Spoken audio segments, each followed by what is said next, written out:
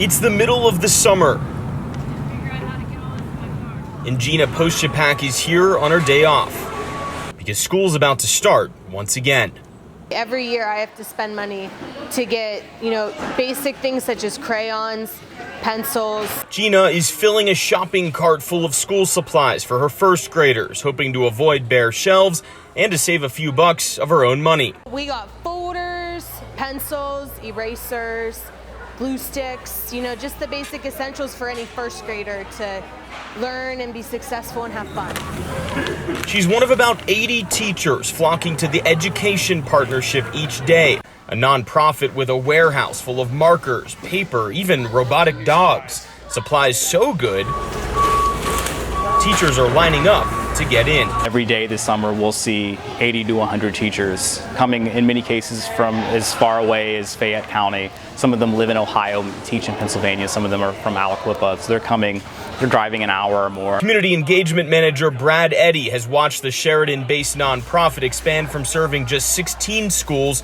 to 139 across western Pennsylvania, like Liberty Elementary School in Shadyside, for instance, and dozens of others across the region. Executive Director Josh Whiteside says schools with at least 70% of students enrolled in the National School Lunch Program can apply, and they accept as many as their budget allows. In our 7-county service area, there's 250 schools that meet that criteria.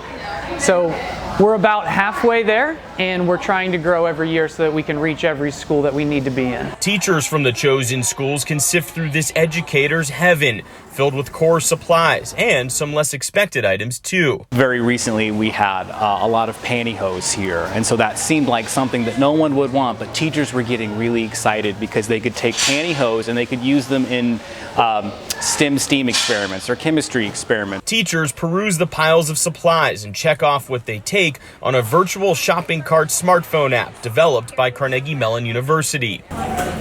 And their real-life shopping carts can get pretty full. A lot of what we distribute behind here is all the things that it takes to make a classroom fun, engaging, comfortable, and really things that make a school run.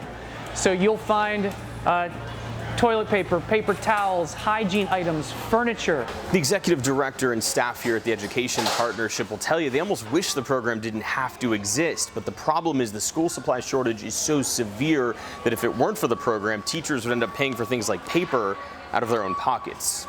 Every year a study comes out across the country, how much are teachers spending out of their own pocket in their classroom? And the number continues to go up. 95% of the items are donated, much of it coming from corporate sponsors or offices closing down, some even small individual contributions. If you are rebranding or moving or closing a branch, don't throw away those old office supplies. A second grader does not care what your color palette is, they just want something to draw on. And something to draw with. But shouldn't our schools really be getting enough money from the state just to provide basic supplies?